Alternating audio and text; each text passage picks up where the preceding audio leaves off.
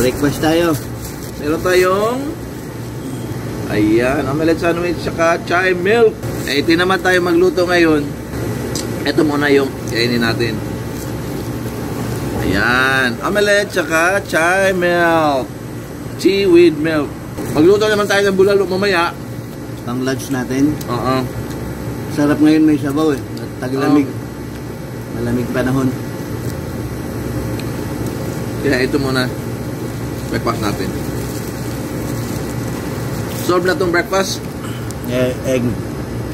Dito sa likuran yung ano, yung tinatawag nila na bakala o yung tindahan ng mga omelette, mga sandwich. Madalas kami bumibili dito dati pag hinahanap namin yung mga ganitong klaseng pagkain.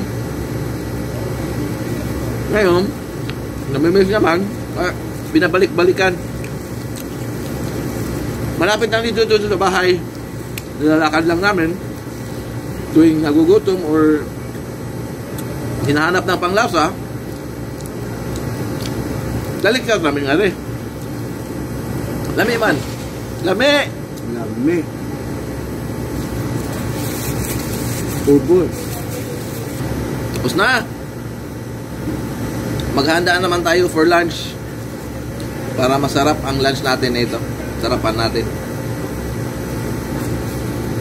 Kalas.